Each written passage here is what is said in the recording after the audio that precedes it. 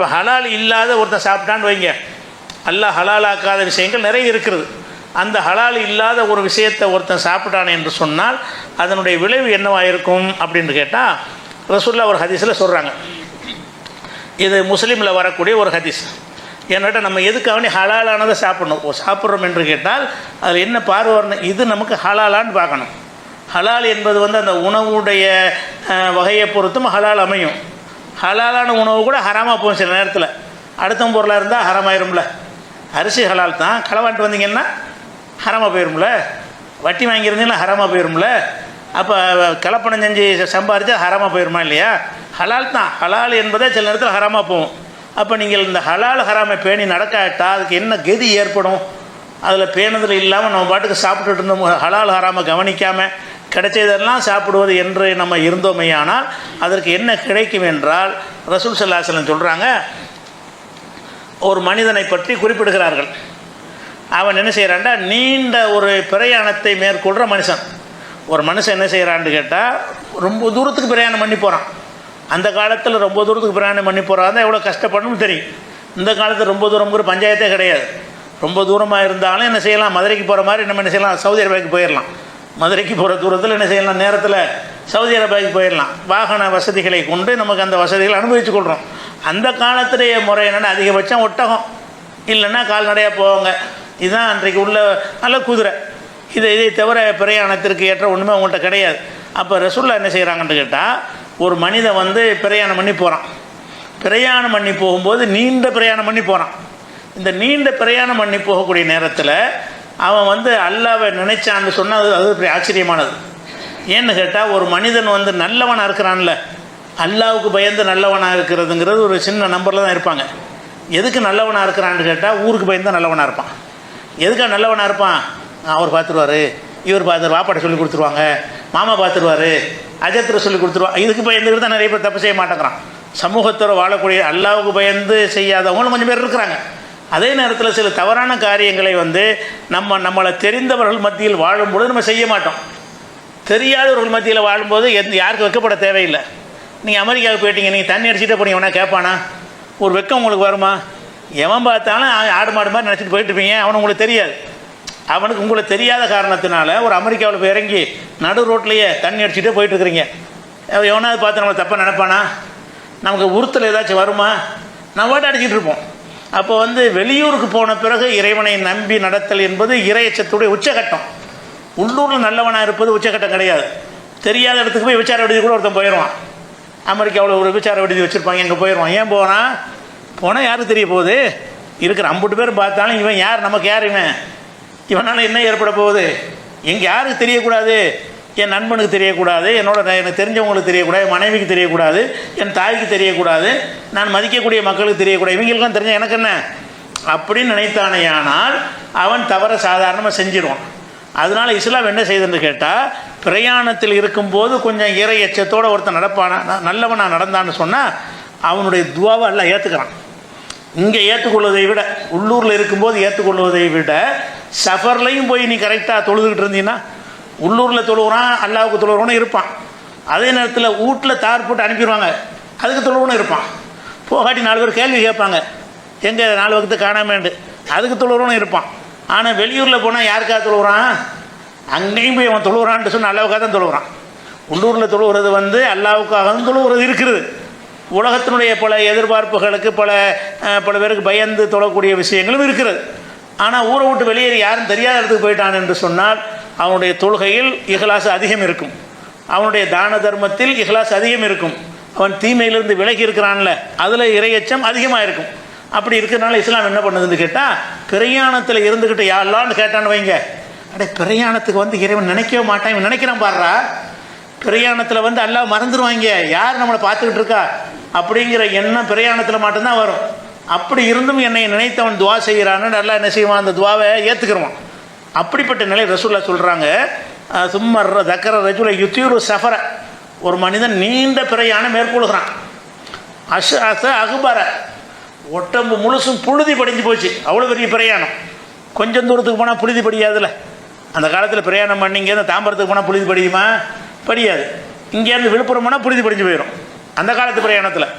அந்த காலத்து பிரயாணத்தில் குதிரையிலே ஒட்டகத்தில் ஏறினா நடந்தோ போனான்னு சொன்னால் அந்த ஊர் போய் சேர்றதுக்கு பூரா உடம்பு பூரா புழுதியாக போயிடும், தலை பூரா பரட்டையாக போயிடும்.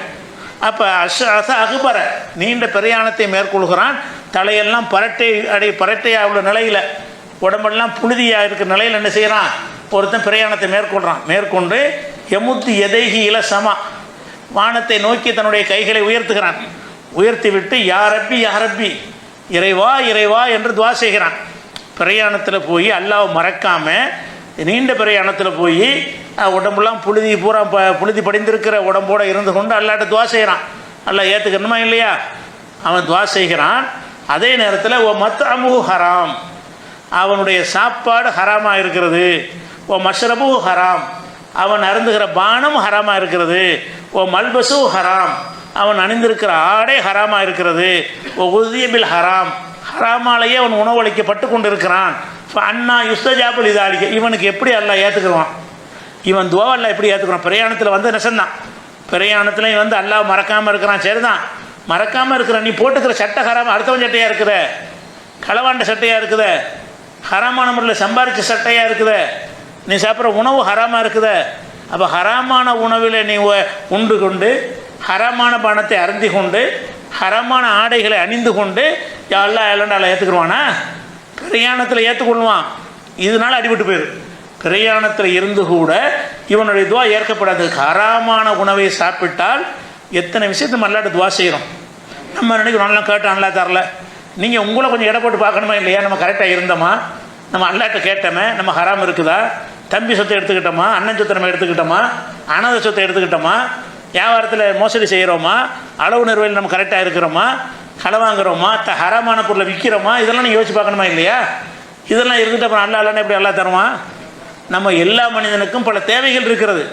அந்த தேவைகள் நிறைவேற வேண்டுமானால் ஹராம் இருக்கவே கூடாது. ஹராமான உணவில் வளர்த்த உடம்பை வைத்து கொண்டு அல்லாட்ட கேட்டால் ஏற்றுக்கொள்ள மாட்டான். ஹராமான பானத்தை அறிந்து கொண்டு அல்லாட்ட துவா செஞ்சீங்கன்னா அப்போ அல்லாஹ் நிறைய கருணையாளனாக இருக்கான். நம்ம நீங்கள் எத்தனை பேர் சொல்கிறீங்க, நானும் 10 வருஷமாக கேட்டு பார்த்துட்டேன். உங்களை டீப்பாக கேட்டு பாருங்கள், உங்களோட கேட்டு பாருங்கள். அல்லாஹ் ஏற்றுக்கொள்வதற்குரிய தகுதி உங்கள்கிட்ட இருக்குதா? கண்டிப்பாக யோசித்து பார்த்தீங்கன்னா ஹராம் இருக்கும். ஹராமில் நம்ம சாதாரணமாக நம்ம என்ன செய்கிறோம், அதை பற்றி பயமற்று நம்ம நடந்து கொண்டு தான் இருக்கிறோம். அதுக்கு தான் ரசூலுல்லாஹ் சொல்கிறாங்க, நீண்ட பிரயாணம் மேற்கொண்டு தலையெல்லாம் புழுதி படிந்து உடம்பெல்லாம் புழுதி படிந்து பரட்டையாக உள்ள நிலையில் இருந்து கொண்டு அல்லாஹ்விடத்தில் துவா செய்கிறான். ஆனால் ஏற்றுக்கொள்ளக்கூடிய ஒரு தகுதியெல்லாம் அவனுக்கு இருக்கிறது. ஆனாலும் ஏற்றுக்கொள்ளப்படாத காரணம் என்னென்னு கேட்டால், ஓ மத்அமு ஹராம், அவனுடைய உணவு ஹராமாக இருக்கிறது. ஓ மஷ்ரபு ஹராம், அவன் அவன் அருந்துகிற பானம் ஹராமாக இருக்கிறது. ஓ மல்பசு ஹராம், அவன் போட்டிருக்கிற ஆடைகள் ஹராமாக இருக்கிறது. ஓ உதியபில் ஹராம், ஹராமை கொண்டே உணவளிக்கப்பட்டு திண்டுக்கிட்டு இருக்கிறான். அப்படி இருக்கும் பொழுது இப்போ அண்ணா யுஸ்தஜாபுல் இதாலிக்க, இவனுக்கு எப்படி அல்லாஹ் வந்து ஏற்றுக்கிருவான், துவாவை எப்படி ஏற்றுக்கொள்வான் அப்படின்னு சொல்லிக்க. முதல் விஷயம் என்னன்னு கேட்டால், ஹராம் என்னென்னு இப்போ நம்ம விளக்குவோம். நீங்களும் தெரிஞ்சு வச்சுருப்பீங்க, தெரியாத சில விஷயங்கள் வரும். ஹராம்னா தூரம் ஒடியாந்துடணும். நம்ம சம்பாதிக்கிறதுல வந்து அது முக்கியமான விஷயம் என்னது, அல்லாஹ் தடுத்த நெருங்கக்கூடாது. நமக்கு எத்தனையோ தேவைகள் இருக்கா இல்லையா? அவன் தானே போய் முறையிட போகிறோம். அவனுடைய கட்டளையை நீங்கள் மீறுவீங்க. அப்போ அவன் தரணும்னா உங்களுக்கு அடிமையாவன். அவனுடைய கட்டளை நீங்கள் நிறைவேற்றினதானங்க அவன் தருவான். நீங்கள் அவனுடைய எல்லா கட்டளையும் மீறிக்கிட்டு இறைவா எனக்கு கொடுன்னா அப்போ உங்களுக்கு அவன் எஜமானா, நீங்கள் அவனுக்கு எஜமானா அப்படிங்கிற ஒரு அர்த்தத்தில் என்ன செய்கிறான்னு கேட்டால், அந்த ஹராமான உணவுகளில் உள்ளவரை பயப்பட வேண்டிய முக்கிய விஷயம் என்னென்னு கேட்டால், நம்முடைய துவாக்கள் ஏற்கப்படாது. இது அந்த உணவில் முக்கியமாக விளங்கி ஹராம்னு வந்து தூக்கி எறிஞ்சிடணும். நம்முடைய பிரார்த்தனைகள் எதுவும் அங்கீகரிக்கப்படாமல் போயிடும். இது முஸ்லீமில் வரக்கூடிய ஒரு ஆதாரபூர்வமான ஹதீஸ். அதே மாதிரி ரசூலுல்லாஹ் சொல்கிறாங்க, புகாரில் 2059 ஹதீஸில் இருக்கிறது, ஏத்தி அலன்னாசி ஜமானும், ஒரு காலம் வரும், லா யுபாலில் மரு மாஹத மின்ஹு அமினல் ஹலாலி அமினல் ஹராம், நம்ம எடுத்துக்கொண்ட இந்த பொருள் ஹலாலா அல்லது ஹராமா என்பதை மனிதன் பொருட்படுத்தாத ஒரு காலம் வரும். அப்போ ரசூலுல்லாஹ் காலத்தில் இப்படி இருக்கலன்னு வணங்குது. ரசூலுல்லாஹ் காலத்தில் உள்ள சஹாபாக்கள் வந்து மனிதர்களுடைய எத்தனை தான் தப்புகள் செஞ்சுருந்தாலும் ஹராம்னு விளங்கிடுவாங்க. ஹராமானதை ஒரு காலம் வரும்னால் என்ன அர்த்தம், அந்த காலத்தில் அந்த நிலை வரலன்ற அர்த்தம் தான் அர்த்தம். ஒரு காலம் வரும், அந்த காலம் எப்படிப்பட்ட காலமாக இருக்கும்னு கேட்டால், நம்ம சம்பாதிக்கக்கூடியது, நம்ம சாப்பிட்ற உணவு இது ஹலாலா ஹராமா, அதை மையப்பாக சாப்பிட்டு போகிறேன்னு சொல்கிற அளவுக்கு வந்துடும். அது ஹலால் ஹராமாங்கிற ஒரு பிரச்சனை இல்லைன்னு வந்துவிடும். அப்படியான ஒரு காலம் வரும் என்று நபி ஸல்லல்லாஹு அலைஹி வஸல்லம் சொல்கிறார்கள். அந்த காலம் இன்றைக்கு நம்ம வாழ்கிற காலம் நல்லா விளங்குறது. ஹலால் ஹராமை பற்றி தொழுகை நோன்பு எல்லாத்துலேயும் பேணுதலாக இருப்பான். ஆனால் பார்த்தோம்னு சொன்னால் ஹராமான அவனுடைய செல்வங்கள் திரட்டுகிற வகையில் எக்கச்சக்கமான ஹராம் இருக்கும். ஆனால் தொழுகை நோன்பை பார்த்து ஹஜ்ஜி ஒரு உம்ரா விடுறதில்ல, ஹஜ்ஜி விடுறதில்ல, எல்லாம் கரெக்டாக இருக்கும். எல்லாம் செஞ்சு என்ன ஆகுறது? நீங்கள் ஹராமாக சம்பாதிக்கிறீங்களே, உங்களுடைய வருவாய் ஹராமாக இருக்குதே, அப்போ எதெல்லாம் ஹராம்னு நம்ம சொல்லுவோம், உங்களுக்கு விளங்கும். அந்த மாதிரியான ஹராமான விஷயங்கள் நம்ம இடத்துல இருக்கும் என்று சொன்னால் எல்லாம் அடிபட்டு போயிடும். இதை கவனத்தில் வச்சுக்கிறேன்னு பொருட்படுத்தாத ஒரு காலம் வரும்னு சொல்கிறாங்க. அதே மாதிரி இந்த ஹராமான விஷயத்தை சாப்பிட்றாங்க இல்லையா, பல வகையான ஹராமுகளை எல்லாம் சுட்டி காட்டி அதற்குரிய தண்டனைகளையும் குர்ஆன் நமக்கு சொல்லி காட்டுறான். 2வது சூறாவில் 174 175 வசனத்தை சொல்லி காட்டுகிறான். இன்னல்லதீன யக்துமூன மா அன்ஸலல்லாஹு மினல் கிதாப், அல்லாஹ் அருளிய வேதத்தை யார் மறைக்கிறார்களோ, அல்லாஹ் ஒரு வேதத்தை அருளிட்டான். இது யூதர்களுக்கு சொல்லப்பட்ட ஒரு விஷயந்தான். நம்ம செஞ்சால் நமக்கு பொருந்தும். யூதர்கள் அன்றைக்கி வேதத்தை மறைச்சாங்க, அதுக்காக எல்லாம் இறக்கின வசனம். அது யூத மறைச்சா தான் தப்பு, நம்ம மறைச்சா தப்பு இல்லைன்னு வராது. அதே சில நம்ம செஞ்சாலும் அந்த குற்றம் தான் வரும்.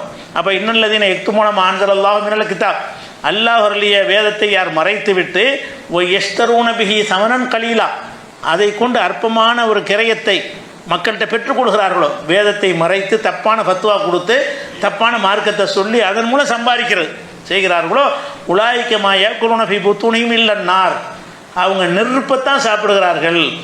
நீங்கள் ஹராமான காரியத்தை செஞ்சு சம்பாரிச்சிங்க என்று சொன்னால் நீங்கள் சாப்பிட்றது சோறு நினச்சிக்கிட்டு இருக்கிறீங்க, நெருப்பு சாப்பிட்டுட்டு இருக்கீங்க. அங்கே போனால் தெரியாது, மறுமையெல்லாம் தெரிய வர. நல்லா என்ன செய்யறான், உலாயிக்க யாக்குலூன ஃபீ புத்தூனிஹிம் இல்லன்னார், அவங்க தங்களுடைய வயிறுகளில் உட்கொள்வது நெருப்பை தவிர வேறு இல்லை. ஒலாயு கல்லிமுஹமுல்லா, அவங்களோட அல்லாஹ் பேச மாட்டான். யௌமல் கியாம நாள் எல்லார்ட்டையும் பேச மாட்டான்னு வசதியாக போச்சு நினைக்கக்கூடாது. அல்லாஹ் பேச தப்பிச்சுக்கிறோண்டு கருணை பார்வையை பார்க்க மாட்டான், கருணையாக பேச மாட்டான், கோபமாக பேசுவான். அல்லாஹ் பேச மாட்டான்னு என்ன அர்த்தம்? நம்மளே ஒருத்தர் பேச மாட்டேங்கிறோம், அதுக்கு என்ன அர்த்தம்? கேட்டால் அன்பாக பேச மாட்டேன்னு அர்த்தம். அடிக்க வேண்டிய நேரத்தில் அடிப்போம், திட்ட வேண்டிய நேரத்தில் திட்டுவோம், அந்த பேச்சு இல்லைன்னு அர்த்தம் கிடையாது. அல்லாஹ் என்ன செய்யறான்னு கேட்டால் ஒலாயு கல்லிமுஹமுல்லாஹு யௌமல் கியாம நாளில் அவங்களோட அன்பாக பேச மாட்டான். எல்லாரும் அந்த கருணைக்காக ஏங்கி கொண்டிருப்போம். அல்லாஹ் நம்மளை பார்க்க மாட்டானா, நம்மள்ட்ட பேச மாட்டானா, அந்த உரையாடல கேட்க மாட்டோமான்னு இருக்கிற நேரத்தில் எல்லாத்தையும் எல்லாம் பேசுவான், இவங்கள்ட்ட பேச மாட்டான். ஹராமான உணவை உட்கொண்டார்கள் என்று சொன்னால் இவன் நரகத்தை தின்றுட்டு நெருப்பை தின்ட்டு வந்திருக்கிறான் என்று சொல்லி ஒலாயு கல்லிமுஹமுல்லாஹு யௌமல் கியாம நாளில் அவரோட அல்லாஹ் பேச மாட்டான். ஒலாயு ஸக்கீஹிம், அவர்களை பரிசுத்தப்படுத்த மாட்டான் என்று சொல்லி 2வது சூறாவில் 174வது வசனத்தில் எல்லாம் சொல்லி காட்டுகிறான். அதே மாதிரி அந்த காலத்தில் எத்தீம்கள் இந்த காலத்துலையும் இருக்கிறாங்க. எத்தீம்டா யார்? சின்ன பையலை விட்டுட்டு தகப்பனார் இறந்துருவார், சின்ன பசங்களை விட்டுட்டு தகப்பனார் இறந்துருவார். அந்த தகப்பனுடைய சொத்துக்களை இந்த சின்ன பசங்களுக்கு நிர்வகிக்க முடியாது. அப்போ என்ன செய்வாங்கன்னா, சித்தப்பா பெரியப்பா தாய் மாமா தாத்தா இவங்க பொறுப்பில் எடுத்துக்கிடுவாங்க. ஒரு சின்ன பையனுடைய சொத்தை சின்ன பையன் நிர்வாகம் பண்ண முடியுமா? நிர்வாகம் பண்ண முடியாது. அப்போ என்ன செய்வார்? பெரியப்பா வருவார், நான் பார்த்துக்கிறேன், பெரிய ஆளாக அவன் வளர்கிற வரைக்கும் என் கண்ட்ரோலில் இருக்கட்டும் அப்படின்னு இவர் கார்டியனாக இருப்பார். அப்போ சித்தப்பா பெரியப்பா தாத்தா இவங்கெல்லாம் கார்டியனாக இருந்து கொண்டு அனாதைகள் சொத்தை நிர்வகிக்கிறாங்க. நிர்வகிக்கும் பொழுது என்ன செய்யும்? மனசு திங்க தோணும். நிர்வகிக்கிறோம்ல, நம்ம நிர்வகிக்கிறோம், திண்டு போகிறோம் அப்படின்னு சொல்லி என்ன செய்கிறது கேட்டால் அந்த அனாதைகளுடைய சொத்தையே சாப்பிடுவதற்கு தோணும். அது மாத்திரம் என்ன செய்யணும்னு கேட்டால், அவங்கள்ட்ட உள்ள ஒரு அனாதைக்கு ஒரு வீடு இருக்குன்னு வைங்க, அது மதிப்பு கம்மியான ஒரு வீடு, மதிப்பு அதிகமான வீடு. நமக்கு ஒரு வீடு இருக்குன்னு வைங்க, அது மதிப்பு கம்மியான வீடு, இதுக்கு மேலே மாற்றி விட்டுறது. நான் தான் சின்ன 1 ஏக்கர் 1 ஏக்கர் கொடுத்துட்டேனே, நீங்கள் கொடுத்த 1 ஏக்கரோட மதிப்பு என்ன, இந்த 1 ஏக்கர் மதிப்பு என்ன? நீ ஒரு கிரவுண்டு விட அனாதைக்கு இருக்கிறது, ஓன்ட்ட ஒரு கிரவுண்டு இருக்கிறது. என்ன செய்வான்? கணக்கு பண்ணி அனாதைக்கு அதை எழுதி வச்சுவிட்டு இதை இவர் எழுதிக்கிடுவார். ஏன்னா இது மெயின் ரோட்டில் இருக்கும், இது அதிக மதிப்புள்ளதாக இருக்கும். அதிக மதிப்புள்ளதை தனக்கு எழுதி கொண்டு அதிக மதிப்பில்லாத அனாதை பேரில் மாற்றி விட்டுறது. இப்படிலாம் அதை சொல்லி காட்டுறான்ல. வாத்துள் எத்தாமல் அம்பாலகம், அனாதைகளிடத்தில் அவங்களுடைய செல்வங்களை முறையாக ஒப்படைச்சிருங்க. நீங்கள் நிர்வாகியாக தான் இருக்கிறீங்க, தகப்பன் இறந்துட்டாங்கிறதுனால அந்த பொறுப்பு உங்கள்கிட்ட வந்திருக்கிறது. அந்த சின்ன பிள்ளைகளுக்கு ஒன்றுமே தெரியாது, அவங்களுடைய பொருள்களை ஒப்படைத்து விடுங்கள். வலா தத்தபத்தலுல் ஹபீஸ பித்தையிபி, உங்கள்கிட்ட உள்ள ஒரு கெட்ட பொருளுக்காக அனாதையுடைய நல்ல பொருளை மாற்றி விடாதீர்கள். உங்கள்கிட்ட உள்ளது மட்டமானது, அனாதைகிட்ட இருந்தது கொஞ்சம் உயர்வானது. நீங்கள் என்ன செய்யக்கூடாது? எக்ஸ்சேஞ்ச் பண்ணி விட்டுறக்கூடாது. அவன் பொருளை எடுத்து நான் மாற்றிக்கிட்டேன், 2 ஏக்கர் 2 ஏக்கர் கொடுத்துட்டாங்க, ஒரு கிரவுண்டுக்கு ஒரு கிரவுண்டு கொடுத்துட்டேன்னு சொல்லி தனக்குத்தானே ஹலாலாக்குறான். அல்லாஹ் பயப்பட மாட்டேங்கிறான். அதனுடைய மதிப்பு என்ன, இதனுடைய மதிப்பு என்ன, இப்படி எடுக்கிற மீது ஹலால் அல்லாஹ் கேட்க மாட்டானான்னு பயம் இல்லாமல் செய்கிறாங்க. உலா தாக்குழு அம்பாலகும் இல்லை அம்பாலிக்கும், அவங்க பொருளோடு சேர்த்து உங்கள் பொருளையும் சேர்த்து சாப்பிட்றது. சாப்பிடும் பொழுது அனாதையுடைய பணத்தில் இருந்தே சோத்தாக்கி எல்லாத்தையும் திங்கிறது. அனாதையுடைய சொத்தில் இருந்து என்ன செய்கிறது, அனாதைக்கு உள்ள விவசாய நிலத்திலிருந்து நெல் மூட்டை வந்து இறங்கியிருக்கோம், அதை இவங்க எல்லாரும் சேர்ந்து திங்கிறது. அவன் பொருளை தனியாக பாதுகாத்து வச்சு கொடுக்காம என்ன செய்கிற அப்படி சாப்பிடுவது. இன்னஹூக்கான ஹூபன் கபீரா, இது ஒரு பெரிய அநியாயமானது என்று சொல்லிவிட்டு, இது 4:2 சொல்லிவிட்டு 4வது அத்தியாயத்தில் 10வது வசனத்தில் எல்லாம் சொல்லி காட்டுகிறான். இன்னல்லதீன யாக்குலூன அம்வாலல் யதாமா லுல்மன், அநியாயமான முறையில் அனாதைகள் சொத்தை எவன் சாப்பிடுகிறானோ, இன்னமா யாக்குலூன ஃபி புத்தூனிஹிம் நாரா, அவங்க தாங்கள் வயிற்றுக்குள்ளே நெருப்பை நரக நெருப்பை சாப்பிடுகிறார்கள். அது இலக்கியமாக சொல்ல, நெருப்பெல்லாம் அவன் சாப்பிடல, சோத்தை தான் சாப்பிட்றான், நரகத்துக்கு போவான் என்பதை ஒரு இலக்கியமாக சொல்கிறது. இவன் போய் சென்றடைகிற இடம் நரகம் என்பதை காட்டுவதற்காக வேண்டி இவன் நரகத்தை தான் திங்கிறான், இவன் நெருப்பை தான் திங்கிறான். இன்னமா யாக்குலூன ஃபீ புத்தூனிஹிம் நாரா, தங்கள் வயிறுகளிலே நெருப்பைத்தான் சாப்பிட்டு கொண்டு இருக்கிறார்கள். யஸ்லௌன சஈரா, நாளைக்கு நரக நெருப்பிலே கருகுவார்கள், எரிந்து போவார்கள் அப்படின்னு 4:10 எல்லாம் சொல்லி காட்டுகிறான். அப்போ இதில் என்ன வருதுன்னுட்டா ஹராமா, இதெல்லாம் ஹராம் தானே. ஹராம்னு சொன்னால் இன்னென்னது திங்காதுன்னு வர்றது மட்டும் ஹராம் கிடையாது. அடுத்தவன் சொத்து ஹராம், முக்கியமான விஷயம். அனாதை சொத்து ஹராம். எதெல்லாம் நீங்கள் அடுத்தவன் சொத்தை சாப்பிட்றது ஹராம் ஆயிரும். அந்த மாதிரி நீங்கள் ஹராமை சாப்பிட்டீங்கன்னு சொன்னால் நீங்கள் சாப்பிட்றது நெருப்பைத்தான் சாப்பிட்றீங்க, நரகத்தை நுழைவீங்க. அப்போ எப்படி நம்ம பிறருடைய சொத்துக்களில் நம்ம ஆசைப்படுறது? ஆசைப்படாமல் நம்ம இருக்கிறோமா? ஒரு ஜான் பக்கத்து வீட்டு பங்காளி இடமா இருந்தால் எப்படியாவது அமுக்கிக்கிட்டு ஒரு செவத்தை நவட்டி வச்சிடுறோமா இல்லையா? ஒரு பங்கு விரிக்கும் போது என்ன செய்வான், அங்கிட்ட உள்ள இடத்துலேருந்து ஒரு ஜானை நவட்டி செவத்தை வச்சு விட்ருவான். ஆனால் அதை சொத்தனை யார் கேட்க போகிறான்னு சொல்லி அங்கே உள்ள பலவீனர்களாக இருந்தார்கள்னா அவங்க சொத்தை வந்து இவனுடைய சொத்தாக மாற்றி கொள்கிறான். அப்போ நீ அடுத்தவன் சொத்தை இப்படி திண்டாயானால் அது நெருப்பைத்தான் சாப்பிடுகிறான்னு நல்லா சொல்லி காட்டுகிறான்.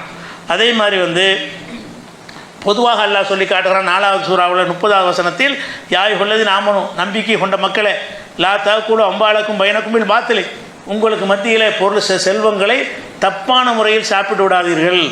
உங்களுக்கு மத்தியில் நீங்கள் சாப்பிட்றது வந்து தவறான முறையில் சாப்பிடக்கூடாது. இல்லா அன் தக்கூன திஜாரத்தை நான் தராது மின்கும், மனப்பூர்வமாக ஒப்புக்கொண்ட வியாபாரத்தின் மூலமாகவே தவிர வேறு வழியில் அடுத்தவன் சொத்து தின்றாதீங்க. வியாபாரம் காசை கொடுத்து வாங்கினா அவன் சொத்து கிடையாது. இந்த பொருளை வச்சுருக்கிறான், இது நான் ஆசைப்பட்றேன், இதுக்குள்ளே ரூபாய் கொடுத்து நான் வாங்கிட்டேன், தப்பு கிடையாது. ஆசைப்படுறேன் நானும் எடுத்துக்கிட்டேன்னா தப்பு.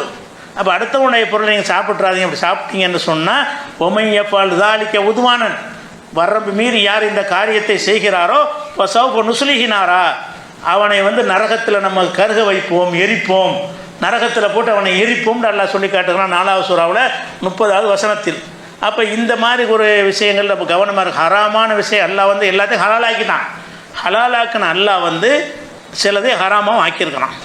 எதெல்லாம் ஹராம் என்று ஆக்கியிருக்கிறானோ அதிலேருந்து விலகாமல் நம்ம உணவாக இருந்தாலும், உணவுக்கு மட்டுமல்லது, உணவாக இருந்தாலும் சரி, உடையாக இருந்தாலும் சரி, உறைவிடமாக இருந்தாலும் சரி, ஹராம் நமக்கு வந்துவிட்டது என்று சொன்னால் அதுக்கு பரிசு நரகம். எப்படி நம்ம தொழுவாட்டி நரகத்தில் போட்டுருவான்னு பயந்து தொழுகிறோம்ல, நோன்பு வைக்காட்டி நரகத்தில் போடுவான்னு நோன்பு வைக்கிறோம்ல, ஜக்காத்து கொடுக்காட்டி நரகத்தில் போடுவான்னு பயந்து ஜக்காத்து கொடுக்குறோம்ல, ஹஜ்ஜு கடமையாகி அதை செய்யாமல் இருந்தால் கேள்வி கேட்பான்னு பயந்து ஹஜ்ஜுக்கு போகிறோம்ல. அப்போ நரகத்துக்கு பயந்தானே மட்டும் செய்கிறீங்க. அப்போ இதுக்கு நரகம் இருக்க, இதை பற்றி ஏன் பயப்பட மாட்டேங்கிறீங்க? அடுத்தவனுடைய பொருளாதாரத்தை திங்கிறதுக்கு நரகத்தில் சேர்க்குமே, நரகத்தில் நம்ம கருக செய்வோம் நல்லா சொல்கிறானே. அப்போ அந்த மாதிரி விஷயத்தில் ரொம்ப பேணுதலாக இருக்குன்னா ஹராமான விஷயங்கள் தடுக்கப்பட்டுச்சுன்னா தூக்கி எறிஞ்சு தொட்டே பார்க்கக்கூடாது. அந்த மாதிரியான ஒரு விஷயத்தில் என்ன செய்யணும், நம்ம இருக்க வேண்டும். இன்னும் சொல்லப்போனால் இஸ்லாம் மார்க்கத்தில் வந்து நபிகள் நாயகம் ஸல்லல்லாஹு அலைஹி வஸல்லம் அவர்கள் கடைசியாக ஆற்றிய உரை எது? ஹஜ்ஜத்துல் விதா. அதெல்லாம் தெரிஞ்சு இறுதி பேருரைன்னு வழங்கி வச்சுருக்கோம்ல. அந்த இறுதி பேருரையில் அவங்க என்ன சொன்னாங்க? இன்ன திமாக்கும் வ அம்பாலக்கும் வ ஆராலக்கும் ஹராமுன், உங்களுடைய செல்வங்கள், உங்களுடைய மான மரியாதைகள், உங்களுடைய உயிர்கள், இது எல்லாமே ஹராம். உங்கள் பணம் அவனுக்கு ஹராம், உங்கள் உயிர் அவனுக்கு ஹராம், உங்கள் மான அவனுக்கு ஹராம். எந்த மாதிரி ஹராம்ன்றாங்கன்னா ஹுர்மத்தி யௌமிக்கும் ஹாதா பி பலதிக்கும் ஹாதா பி ஷஹரிக்கும் ஹாதா, இந்த புனித மண்ணில், மக்காங்கிற இந்த புனித மண்ணில், இந்த புனித மாதத்தில், இந்த புனித நாளில் எப்படி இவை புனிதமாக பேணப்படுகிறது அந்த மாதிரி நீங்கள் பிறருடைய சொத்துக்கள் புனிதமானவன்னு கருது நம்ம எடுக்கக்கூடாது, அடுத்தவனுடைய சொத்துக்கு ஆசைப்படக்கூடாதுங்கிற விளங்கி கொள்ளணும்ன்ற சொல்ல அந்த அறிவுரை. அதுதான் சொல்கிற கடைசி அறிவுரை அதுதான். நபிகள் நாயகம் செஞ்ச கடைசி பயானம் என்னன்னு கேட்டால், அடுத்தவனுடைய மான மரியாதை செல்வங்கள் நமக்கு வேண்டாம், அது ரொம்ப புனிதமானவை. எப்படி புனிதமானவை? மக்கா எப்படி புனிதமானதோ அந்த மாதிரி ஒரு புனித பொருளாக கருதணும். இது அடுத்தவன் சொத்துன்னு வந்துருச்சுன்னு சொன்னால் ஒரு புனிதமான பொருளில் கை வைக்க பயப்படுவீங்கல்ல, அப்படி பயப்படணும். இது அடுத்தவனு சொந்தமான வீடுன்னு வந்துருச்சுன்னு சொன்னால் காபத்துல்லாவில் போய் ஏதாவது நோண்டுவதற்கு பயப்படுவீங்களா இல்லையா? அந்த மாதிரி பயப்படணும் என்று நபி ஸல்லல்லாஹு அலைஹி வஸல்லம் அவர்கள் எச்சரிக்கை பண்ணியிருக்கிறாங்க. அந்த ஒரு விஷயத்தை ஃபஸ்ட்டு விளங்க வேண்டிய அடிப்படை என்னன்னு கேட்டால், உலகத்தில் உள்ள எல்லாம் நமக்கு ஹலால். அல்லாஹ் சில விஷயங்களை ஹராமாக ஆக்கியிருக்கிறான். அந்த பட்டியல் நான் பிறகு சொல்ல போகிறோம். அந்த எந்த ஹராம் என்று உங்களுக்கு தெரிய வருகிறதோ அந்த விஷயத்திலிருந்து தூரமாக நம்ம விலகி நிற்கவில்லை என்று சொன்னால் நம்முடைய பிரார்த்தனை ஏற்றுக்கொள்ளப்படாது, நம்ம சென்றடைகிற இடம் நரகமாக மாறிவிடும். இந்த ஒரு விஷயத்தை கவனத்தில் வைத்து கொள்ள வேண்டும். அடுத்து இந்த உணவு மட்டுமல்ல, உணவு, உடை, உறைவிடம், மூணுக்குமே சேர்த்த சில அடிப்படையான விதிகள் இருக்கிறது. அந்த விதிகளை இன்ஷா அல்லாஹ் நம்ம என்ன செய்வோம், நாளைய தினத்தில் பார்ப்போம். அஸ்ஸலாமு அலைக்கும்.